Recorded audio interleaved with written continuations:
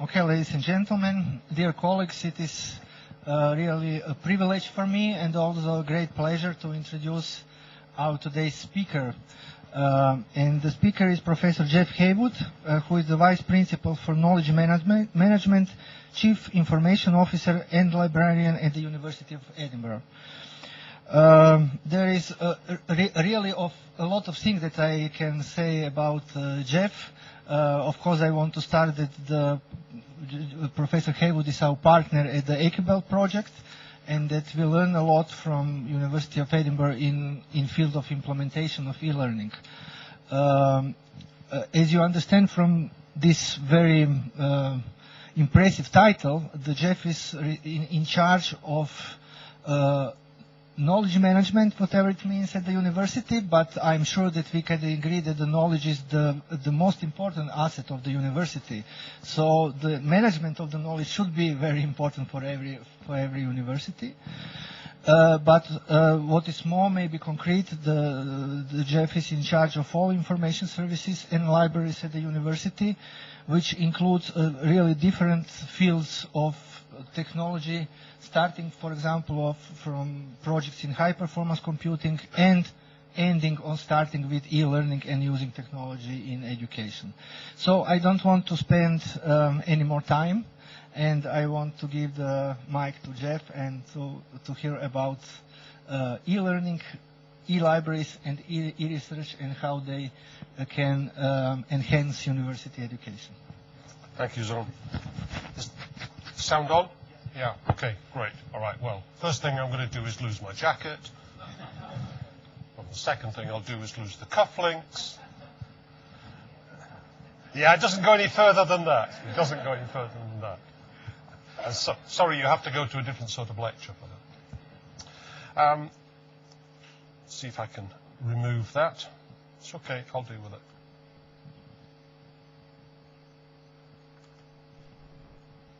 Right, a lot of slides, and I'm going to talk quite quickly. And I'm going to concentrate, as the title says, mostly on education, even though I'm going to talk about e-learning and libraries and research. And you'll see why that is when I come to those topics. It's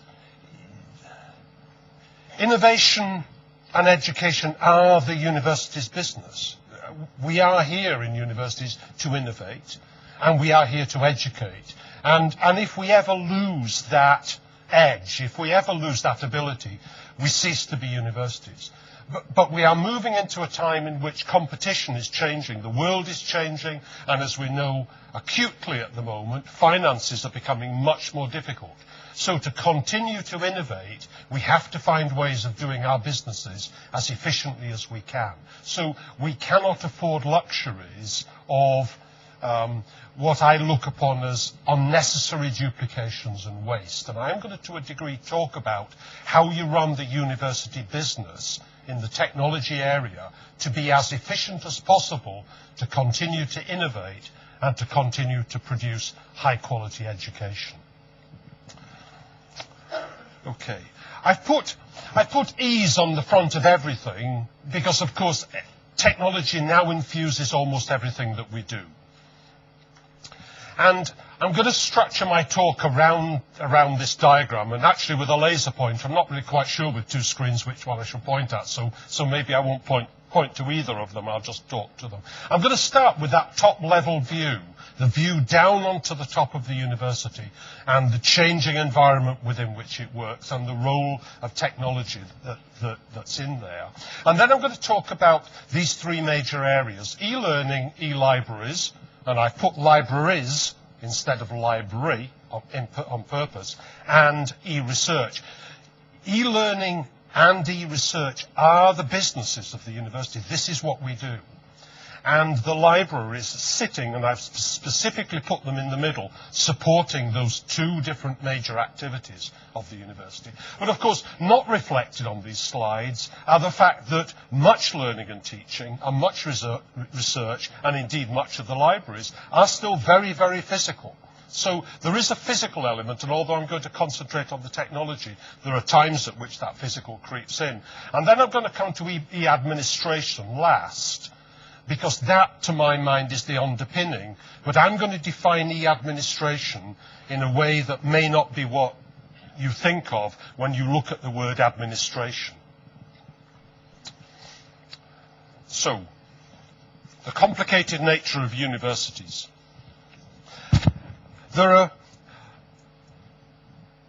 Look, I could talk for an hour about that, and everybody probably could, the context within which universities work. And I think it's probably really important for me, from this particular talk, to pick on a couple of things. One of them is about diversity and the tribes within the university, because universities do consist of a collection of academic tribes. Students who come to universities learn that the way you write an essay in one subject is not the way you write an essay in another subject, and the way that you learn in physics is not the way that you learn in philosophy. That these different academic tribes do their businesses in different ways. And this is important. But actually, to some degree, this is also changing, because interdisciplinarity, the blurring of boundaries, the bringing together of humanities subjects with science subjects, for instance, ethics around medical cloning, as one clear example. Lots of subjects are moving into this hybrid domain. So the tribes are a huge strength, but they're also an enormous weakness in times when the world is needing this interdisciplinarity. So that's one. And that universities vary greatly, and I've put the spectrum near anarchy through to quasi-corporatism. In other words, the situation in which the faculties and the departments are all powerful and all do their own thing in their own ways. And indeed, it's hard to define what the university as organisation is, to the other end where there's a rectorate or a boss at the top who makes a diktat and everybody does it. And universities sit in different places along that spectrum. I'm not going to analyse where mine is, and I'm not going to analyse where yours is, but when you look at it, you will often place yourself along that spectrum. And then the last one is this very strange combination that we have of very high conservatism and caution. This shows particularly, I think, in learning and teaching, versus agility and responsiveness, which is the lifeblood of research. I've never seen anybody as entrepreneurial as a researcher who discovers that there's a grant application closing date 24 hours from now. And they will move mountains to get that application for that money, but they won't change their lectures from year to year, no matter what you do. Technology has come upon us very fast. That's my own personal little timeline. I keep adding things. Every time I give the lecture, I squeeze more in. I'm going to have to start sending the pointers downwards. There's only two things I want to say about it. In the early 1990s in the University of Edinburgh, we were introducing email for students. None of our students came with an email address, and we wanted to do university business that way. We had to argue about whether we would have one for the whole university or several, how we would get it to them. Would faculty be washed away in a torrent of email from students all asking them questions? Never happened. And now our students come in and all have and use Facebook daily, and we don't provide it. Yeah, complete shift across that very, very short period of time. That's well inside my academic working lifetime. Rapid, and it's going to keep going faster and faster and faster. So we are coping with substantial change in the way actually that we all do all of our businesses. So I think in a time like that, you have to, at a top level of the university, you have to have a vision downwards about what as an organisation you are like to cope with the change like that. Now, it may actually be rather generic, and it may not commit individual faculties or departments to necessarily do anything except to share the vision. But without that, I think that you move in a chaotic way, which is either random walk, or at worst is like an amoeba trying to go in different directions all at once that tears itself apart. I think you need that. You need to build those strategies. You need to have an overall university strategy and an information strategy and sub-strategies that lie between. Because this says this is what we are trying to do, and this is how we are going to try and do it, so that everybody understands for each area, and it's particularly true for technology. And the last of the points, I think the joined up is important. And the joined up is important not just because it's a politically good thing to do, but because that is the only way you can create high-quality user experience. So your student understands that they get their email here, their learning materials that way, there's a portal through which they go. They don't get 8 of them with 8 different logins, that your experience is harmonious and joined together. And that's true for staff too. And that's partly to do with the quality of experience. This is what you expect. People who go to Amazon and to Google and to Facebook get personalized experiences these days. It says, "Hi Jeff, welcome back," and shows me all the stuff I just bought and the things I might buy. It knows me. We as universities are going to have to get ourselves into that kind of space, and you can only do it by join up. The other is it offers you value for money, and the only way we are going to be able to innovate in these difficult times is if we are able to release the funding, release the resourcing that we need, and therefore we have to get max value. Duplication across the board is actually a wasteful process. It's the only thing which will keep us at the competitive edge. I'm going to show you, not because I think that the University of Edinburgh does wonderful things, but just because I understand them. I've actually seen your e-learning strategy and some other documents and know that you are doing similar sorts of things. You need to state publicly where you are and what you are doing. And if I can find what I did with my pointer, which I probably now need, never mind, there's one here that will do.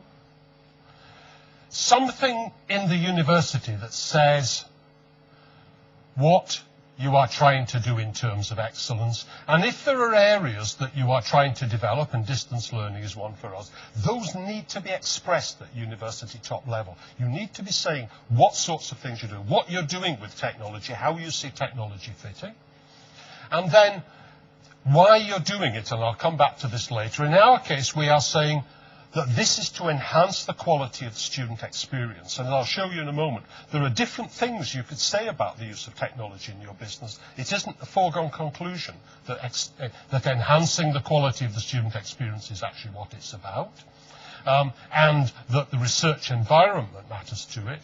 And again, within our e-learning strategy, an active support, appropriate use of technologies to enhance the quality of the student experience, and, as we've said here, particularly relevant in a research-rich environment, which is how we describe ourselves, when the use of ICT in research is also increasing rapidly. And that's the reason why I've got e-research sitting in my talk at the end. Those words matter because it's those words that deans and vice-rectors, etc., can look at and point to and know that this is the direction they are trying to take everybody forward. Individual members of staff who wish to innovate and wish to quote it can point to university documents and say, but it says in the university document that we're supposed to be doing X. It empowers them. And your other strategies essentially therefore have to do similar things, and so we have an IT strategy that says a few rather important things, and actually we argued about this a lot. So these are not words that somebody sat down and wrote easily one evening. We argued about these words, that what we were aiming to achieve were the use of ICT that puts the user experience at the heart of the strategy rather than the technology. So this is about enhancing the quality of user experience, staff or students, that it's there to exceed user expectations. In other words, this is stretch. This is saying this should be better than our users expect. It shouldn't be worse than our students expect. And then we have a set of service characteristics and principles that we decide that we can judge IT developments by. That they should be simple, that they should be user-focused, that they should avoid duplication, they should operate according to standards, etc. And we've got this stuff here about using industry standards or internationally accepted standards for what we do. In other words, you don't just build stuff just because you like it to be built that way. You have to build it in a way that actually operates according to common standards so that it will work with other things. This is actually liberating and it's constraining. But these are the things that we've actually discussed and agreed, that this is how we will judge our developments across the university. And I'm not talking about the HR system, I'm talking about systems that are developed by researchers out there in the faculties that we might then be able to take into the central pool. One of the major problems we had was a huge innovation out in the faculties, and almost none of that was usable by the whole of the university because they had been built only with their own uses in mind and couldn't be taken on and used. So this is about how you innovate in such a way that other people can use it. And finally, we have a strategy for research computing, which sits within the university computing strategy itself. And this defines the sort of environment that researchers would expect to find. And I'm just going to pick on one or two things around here. Research infrastructure, I'm sorry that these slides have come out rather horrible yellow colour, they aren't on here, but it always does that, doesn't it?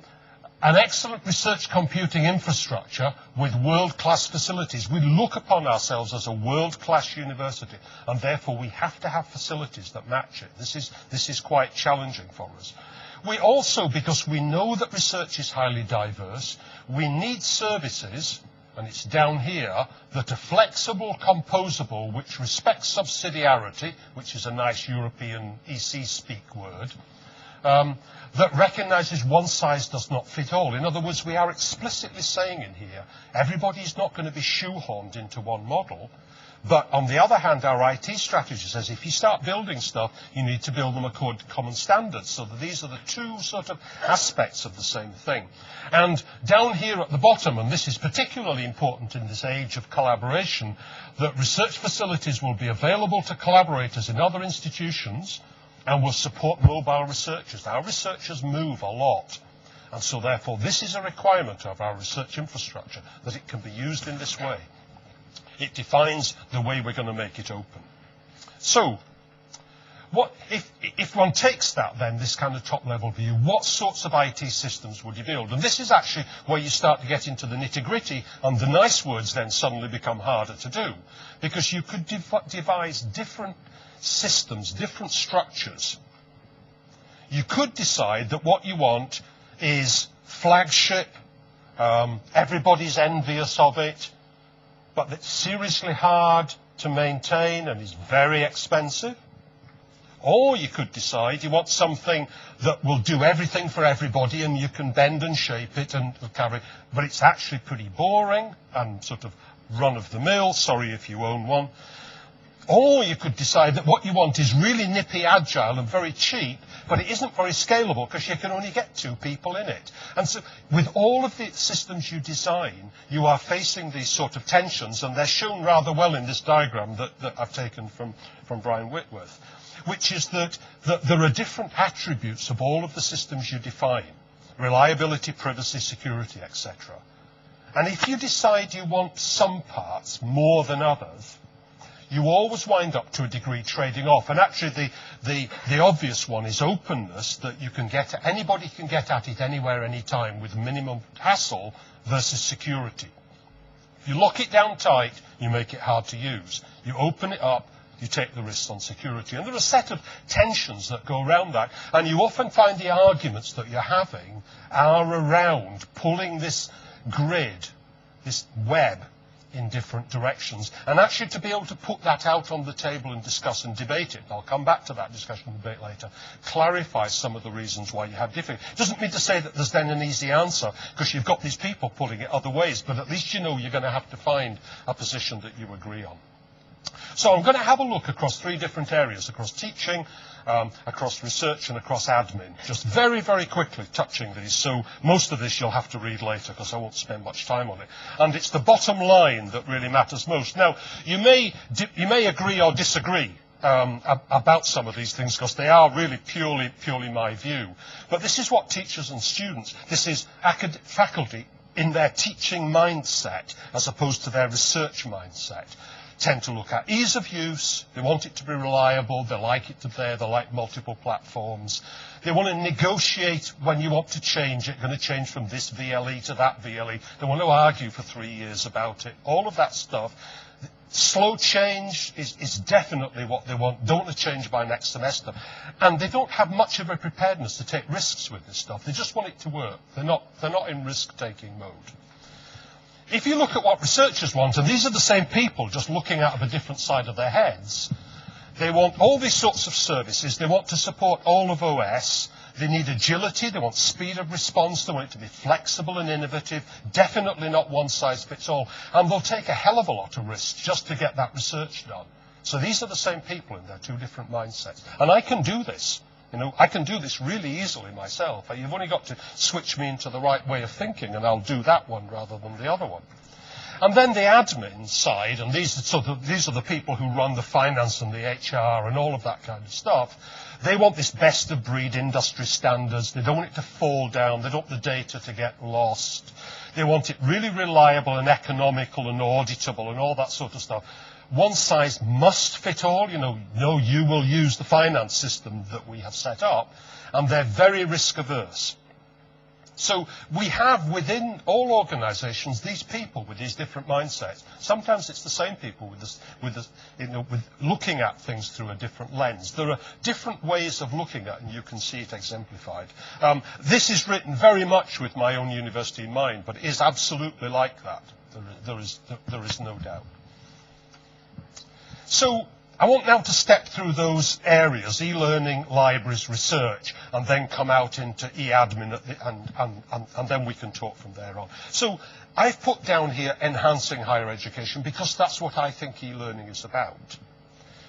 As you'll see in a second, it is actually possible to think about it other ways, and actually governments do tend to. But to my mind, that's why it's there. It's to enhance the quality of the student experience and to enhance the quality of the staff experience as a teacher, both of them.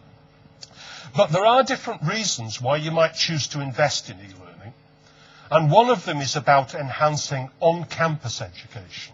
So this is about modernising the university education as is, but you still expect students to come here, to study here, to live here for at least major important parts of their courses. They couldn't just, you know, sit on the beach down in Dubrovnik, or actually the people in Dubrovnik, they couldn't just come to the big city in Zagreb and not bother being there. They have to be there. This is about enhancing the quality of that. For some people, actually, it may be about enhancing off-campus distance education, in other words, enabling learners not to have to come to the campus. And those are quite different mindsets. Some places, this was especially true maybe 10 years ago, a bit less now, were doing this because of the brand. They wanted their university to be known as the one that really did e-learning, you know, and would go around the world talking about it. And that's not me. And the other one, and this was very much a government point of view, was that you could contain the cost of higher education. Same money, 5 times more students, because the magic bullet was technology. So there are different viewpoints, and they're not compatible. So you have to decide what it is you're doing. That's why our strategies say it's to enhance the quality of the student experience. They do not say this is to save money. If you have a covert, this is to save money in there, then I think that you run real risks because you will not deliver enhanced education if you actually are attempting to contain the cost. You have to decide what really matters. It may be that different parts of the university, different things matter. It may be that for master's students, different drivers apply to first degree undergraduate students, and that's true of my university. We are looking at distance for masters. We are not looking for it from campus. So there's market segmentation to which you could apply those models. In some ways, you can deliver a whole lecture about e-learning just with those 2 words, and I'm not going to do that, but I can talk around them almost forever, if you wish. But I think that they are important, and they do go that way round. The pedagogy goes before the technology. You have to know what it is you're trying to do educationally, and then you choose the technology to enable you to do what it is that you are trying to do. So they should go that way round. But in reality, actually, and this is true of most universities, you may not be able to change the pedagogy. If the model is based around lectures and labs and tutorials, it's hard to take a university that's built that way and suddenly say, hey, we're not going to do any more lectures. About 10 years ago, when I had a different job title to this, and I first got involved in trying to do institutional e-learning, flexible learning, call it, and I had this vision that in a few years, the number of lectures in the university would have dropped by a third. And a few years later, as far as I could see, just as many lectures were being given, and people were doing other things as well. And actually, it's only now, I think, we're beginning to see a diminution in the number of lectures. So you may not be able to change the model very quickly. And actually, technologies sometimes come along and drive you, because there are things that are happening that you may not be able to resist. So although you can set this purist pedagogy then technology, in truth, the technology may be easier to deal with than the pedagogy is, and you're constantly juggling and balancing around these things. And as I said in the right-hand corner of that, this is all about balancing options. University, the external and internal context comes in on you, what you have to do and what's doable. You reflect that in the university strategic plan and then into an e-learning plan of some sort. And then you've got these choices of supplementing campus versus e-distance type education versus increasing flexibilities. And you've then got another set of choices, because actually with e-learning, there are extremes, there is a spectrum. There's real, what I would call boring bread and butter type e-learning, it's called. Putting your PowerPoints online, putting the course information online, putting your lecture notes online, maybe putting the assignments up there and stuff like that, and perhaps a little bit of discussion around the side. And actually the truth is, if you go around the world and look at what most universities are doing with their virtual learning environments, that is actually what they're doing. You know, if you ask people honestly, say, you know, tell me really, what do most people do in the VLE? They say, well, they put the PowerPoints up and the lecture notes and stuff like that. And then we've got this really exciting stuff in this course over here. And you say, how many people are doing that? And they say, oh, just them. You know, because the truth is that there's a leading edge. There's an innovation edge in e-learning, and there's a mature edge, which is the straightforward stuff. And actually, you can, as I do slightly now, you can knock the mature stuff and run it down. But actually, most people change their learning and teaching in small steps, and they have to make a step somewhere. The question is whether you can get them up the next step, and then up the next step, and up the next step. Most people don't go from using no technology to using wikis and blogs in assessment, and discussion forums, and videos and podcasts, all in one, you know, from one academic year to the next. They don't do that. And then down there at the bottom of it, you've now got to try to integrate all of the things that are going and try and build process changes into the way learning and teaching takes place to accommodate all of these decisions that you've made above. And then I've got this box out the side here which contains the hard stuff. Decentralized versus centralized. Do you have one single VLE run centrally, or does everybody do their own in some way? And if they do, how do you manage all of that? How do you work out the value for money? How do you work out the return in investment? Because if you do a back of the envelope calculation for most universities and calculate how much faculty time and how much support staff time goes into e-learning, it comes to a very big number. Faculty time is expensive. So this is actually a big investment across the whole university. It's probably millions of euros for most universities. So the question is, how do you get the return back on that investment? Is this actually not giving you anything, or is it giving you something, in which case is it valuable? And there are still strong debates around that area. But you wouldn't make an investment of millions of euros in something else without saying, will we get value back from it? So it's an important question to think about.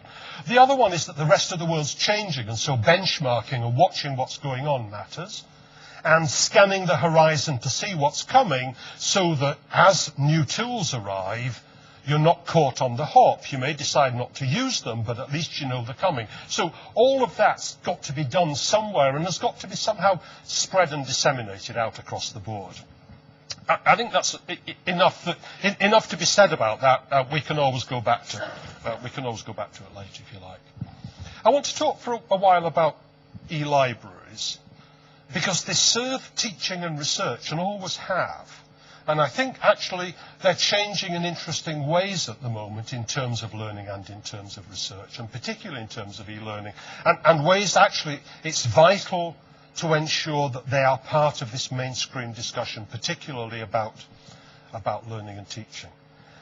There aren't any libraries in universities that are not hybrid. I mean, I don't think you could find one anywhere in the world that was a purely physical classical library anymore. They're increasingly digital, e-journals. Many libraries take tens of thousands of journals electronically. So that means that a single student in that library can access tens of thousands of titles of primary literature. And you find in universities like that, and mine is certainly that way, that students actually now go there before they go to textbooks, because they're easier to get at. Costs you €50 a textbook, costs you nothing to get the world's primary literature. Great. So they can cite it in their lectures. But they have just their behaviour in exactly the way they want learning, going to the primary literature. So that's an enormously powerful resource. E-books, coming. It's a bit slow, but it was interesting. I set up a new master's module this summer and went to the library and said, I want these books, kept them as 12 of them, only one was not available and they were not e-learning. Most of them were not in e-learning, they were in educational policy and strategy. So it's interesting that many books are now coming that way. E-reserve, which is e-prints of making electronic copies out of things, are radically increasing the reach of the library right directly into learning and teaching. But it only works well if the library or libraries are stitched into everything else so that they've got single sign-on. The student signs on to the university, they can automatically get access to those resources. They don't have to go through other routes. And of course, the digital library, particularly in the research area, is now becoming the place that people are debating, saying, well, should the learning objects be looked after by the library? Because their knowledge is in curation. It is in preservation. So why have repositories of stuff out here being looked after people who've got no understanding of curation and preservation? So it's producing an imperative on the institution that those library skills get stitched with those e-learning and e-research and IT skills to produce something that works for the university as a whole. And open access publication repositories, of course, are hot on the agenda around the world anyway, partly to try to break the power base of the publishers. Physical library is still important. It's interesting, actually, that libraries that have become very digital are now reporting increased use of their physical stocks because students, in a sense, are becoming more library intelligent. They're finding references in their electronic stuff to stuff that's only held physically and therefore are actually going to it. So it doesn't actually necessarily reduce their use of the physical. It can push it up. Study spaces in libraries are increasingly important. Most universities redeveloping library spaces one way or the other, and what they're doing is producing technology-rich spaces, spaces in which you have facilities like this that students can use in the groups and to practice in, facilities in which they can sit in small areas with laptops and work collaboratively. So technology-rich study spaces, so the books going out, and I will say this, and I know that this is controversial in lots of ways, the books being put into stores on the edge of town and retrieved on demand when you need them to create more space to enable people to use the library building, actually use the library building to study in this combination of the physical and the electronic. And all libraries are grappling, I think, with those sorts of things. And then, of course, the other thing that libraries have traditionally done and always been the source of, and very sensibly, is help and advice for researchers and for students, induction, training. We know that many students have got this belief that they're really good at searching for information on the internet, and we know that the truth of it is actually that isn't true. I mean, that's true for most of us anyway. Literacies for the 21st century. This means video, it means audio, it means electronic journals, it means Google, all of that. That is the place to do it, but it's going to have to come out in multiple formats. It's going to have to come out desktop video conferencing, chat. It's going to have to come out in web help pages, maybe online communities where learners can actually support each other, because you may not be a librarian on duty at 2 a.m. on a Sunday morning, but there may well be other students. So moving into a whole different model, supporting distance learners, supporting mobile learners, supporting mobile researchers. This is putting real challenge. And for library communities, they're only going to be able to grapple with these sorts of challenges if they can find economies in some other areas. And then I'm going to come to research. these are the most diverse communities. There's no doubt about it. The commonality of learning and teaching across the university is actually, despite what people say, very high. You only have to go from classroom to classroom to classroom. You recognize the learning and teaching that goes on. You go from research place to research place to research place, and you may not understand what they're doing at all. Research is highly diverse. It's becoming increasingly underpinned by electronic. And of course, especially in research universities, what researchers do with technology today, they're going to teach with tomorrow. So this is the e-learning of tomorrow. In some ways, actually, virtual environments and immersive worlds and all of that probably aren't the real challenge. It's the new kind of research. Some of it's the top end, and this will have an impact on a rather modest number of students, but nevertheless it will be real. Access to supercomputing, access into the grid, simulation, the third methodology, theory, experiment, simulation, simulating processes. So students access to those sorts of tools for some sorts of courses. And actually, interestingly, climate change has provided one of those examples. People who study climate change are not big iron scientists. They are social scientists and geographers and a whole collection of people who need to be able to access those sorts of simulation technologies. Don't know why that was separate. The mid-range has exploded. So if you only have to look at what modern social scientists do, what people do in architecture, what they do in music, what most of the life sciences and things like that do, they actually do everything digitally. I used to be a real lab-based cell biologist. And I used to take photographs like that one on there with a microscope, and I used to take the film out and take it to somewhere and say, I've got to have it processed like this because it would come out like holiday snaps, which one you want. Actually, the whole thing's digital now. Most people put digital cameras onto their thing, and they save all the photos, and they're just like everybody else taking snaps. They go bang, bang, bang, bang, bang, bang, bang, and make hundreds of them, and shove them all on a server and probably never look at them again. So this has become digital. Design has become digital. All of that stuff is now electronic. Students learning will now start to be learning with tools of that kind. This is actually very close to us, given that our faculty like to teach in the area they're in. And then finally, there's the new developments around what I've called digital scholar. This is digital humanities research that is moving away from the text and is moving into other areas. And I've put two examples at the bottom of them. One of them is about landscapes and shapes, and the other one is study of graffiti, which is an ephemeral art form that appears on walls and disappears. And you've got lots of it in Zagreb, interestingly. Yeah, it's not as pretty as that, but you know, there are an increasing number of young humanities researchers who work in areas, virtual ethnography, psychology, who work in areas that did not exist, but are all technology-based. They will teach their subjects. This is the learning of the future. And interestingly, these tools like wikis and blogs, they are the ones who adopt them first. They use them for learning and teaching. They use them for assessment. They assess students' work in wikis. They assess student work in blogs. So actually, there's a leading edge in where you wouldn't really expect it in the humanities that will grow, that we will need to find ways of supporting. So, to come finally then, how are we doing on time? Not too bad.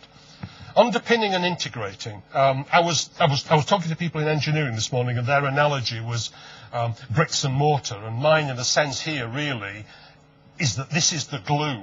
But I defined e-admin to mean this. I don't just mean finance and HR. I mean all of the commodity stuff, the commodity technology, meaning the stuff that you don't really take any notice of. It's like electricity. It's just always there. Nobody worries about it. It should just run. These things are what stitch it all together. The portal, the university website maybe, the intranets, the email, the diaries, the identity management, the authentication, all of that stuff that should be just invisible. Nobody should ever talk about it apart from deep techies in rooms somewhere that sit and make it run, drinking Coke and eating Pringles crisps. Back there in that, sorry, I'm being pejorative about my, because actually, in a sense, if they don't do their job, the rest of the stuff doesn't run. But this is what you need. It's this stuff that actually underpins all of the rest of that learning and teaching research. And one has to get this right. And this is an area in which single systems working well together produces the maximal effect for everybody to reliably plug in and talk to. So to my mind, this is actually the unsung, but the essential. And then you need a model for how you put the whole stuff together. And actually what I put there is University of Edinburgh's model. Actually there's a very, very, very complicated way of exploding it, which I decided not to use, but it's slightly analogous to the one that I was looking at in engineering this morning, which shows what it's really composed of, hundreds of elements. But it's a model that says at the bottom you have an infrastructure, and it should be a common infrastructure for everybody insofar as possible. And you have a set of services on top of that, the web servers, and they should be common for everybody. People should not run their own of this stuff. And indeed, a lot of that stuff, some people are now beginning to outsource. And they're saying, hey, there's no point in us running this. We can get this run outside. We're wasting our time looking after it. We should be doing the top level, the more important stuff, and not this. So this is some of what can get outsourced. All your applications then, administration as I've defined it, all the learning and teaching, that would include the library somewhere in there, and the communication and collaboration tools. And then sitting on top of that, you have an authorization layer that says, who are you? And this is what you are allowed to use. So that's what decides what to let you in. That's why your first year student can't get into the finance system. But doing that across the institution so that you know the role for every person, what they're allowed to do and what they're not, and when they leave, it all disappears, and when they arrive, it all appears. Integrating it and then coming out, and MyEd is just the name for our university's portal, coming out through a portal and coming through a single sign-on system so that every member of staff and every student can sign up, knows who they are, and it says, okay, I know who you are, I let you into this, I let you see these other things, and all the rest of this stuff is, at the bottom is invisible, and you never see it and you're never conscious of it. You only get that if you can work with consistency right across these domains of IT, library, e-learning, e-research, etc. And so you have to do a set of things. And this requires, and this is the difficult bit, this requires people to give up autonomy for the general good. In other words, you all gain if you all give up a bit of your autonomy and agree a common way of working.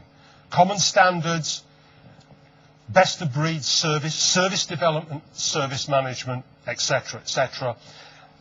Public service level agreements and key performance indicators. In other words, you're explicit about services. This is what you get from a service. This is actually how it runs. And you put that out in public so that everybody can see it, and they can see whether you're actually doing the job that you said you would do. And particularly important, you develop criteria to assess and minimize duplication. So you look at the fact you've got 8 email systems in a place and say, why do we need 8? Wouldn't one do? What's the reason why one wouldn't do? So you don't say, this is the reason why we need 8. You say, what is the reason why we should not run 1? It's the different question looked at the other way around. And the whole point of it is right there in the middle of the slide, to improve the user experience. That's the driver. That's what you're always aiming for. And if it doesn't improve the user experience, you don't do it. There are systems, these are UK-based, it may be that here you have equivalents, but there are ways of managing projects. The one that we use is called Prince2. This is a way of managing major projects.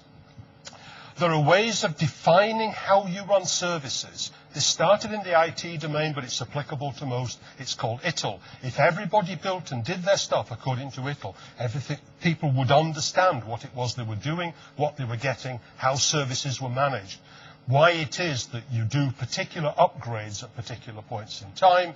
And then gateway reviews are a way of saying, is this process we want to put in place ready to move to the next stage? So you systematize and work in common ways so that everybody understands what everybody else is doing. Because otherwise you're not talking a common language and you can't achieve the gains that you would need.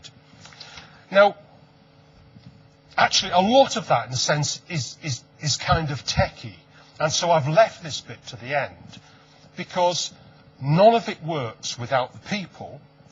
And if you talk to senior members of universities, they always say people are the most important asset that this university has got. And they mean it, but the question is, how do you turn it into practice?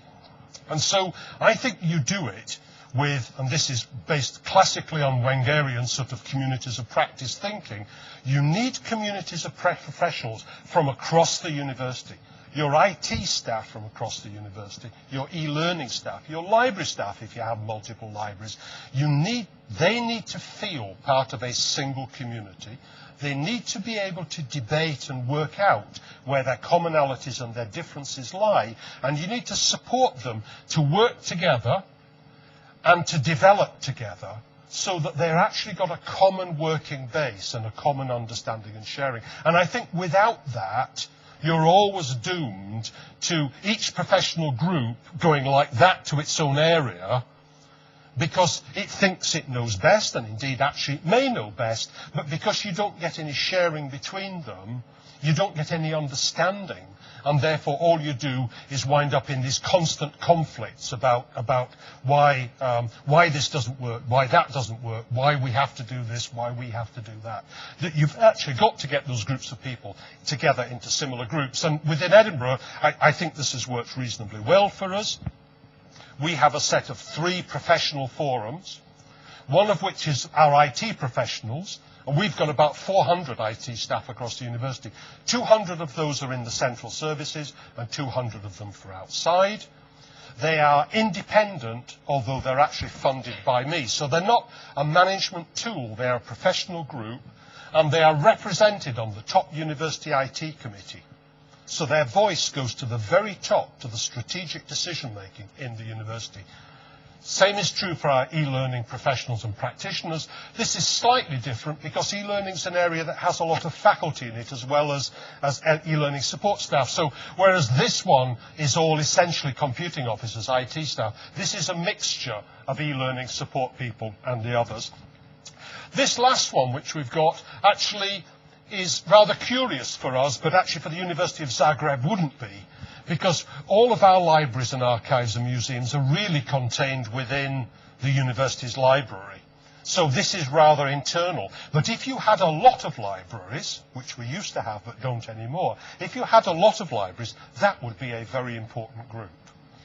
And so those groups set their own agenda, but the objective is actually to get wider understanding across the whole. So I'm just going to talk about, finally, for a couple of minutes really, about the things that I actually see coming and the reasons why I think you need all those things that I've just been talking about. One of them's in the top line, and that's not doing everything for yourself. One is outsourcing. That for commodity IT things, there are some things that a university could decide it was no point in doing it anymore, and it could actually get it done elsewhere. I'm not advocating this, but there are universities that have chosen Google Mail rather than run their own email. There are universities that have their finance or HR outsourced, as many companies do these days. But actually, to me, the more important one is the other one, which is that it isn't possible in the early stages of innovation to run everything yourself. It may be, and actually virtual worlds, I don't know many universities that run their own virtual worlds. Most people use Second Life or something like that. They've actually outsourced virtual worlds to Linden Labs, who produce. But actually, to do that properly, you need to be able to have discussion about where should you put this, for how long should you put it, what happens to intellectual property rights around that. There's a collection of difficult questions. So I think outsourcing on the innovation edge matters.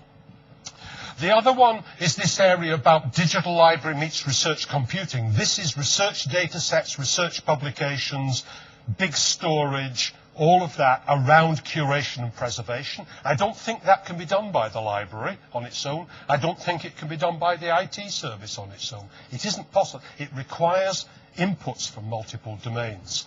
And then I think actually this last one down at the bottom of true 24/7 by 365 support.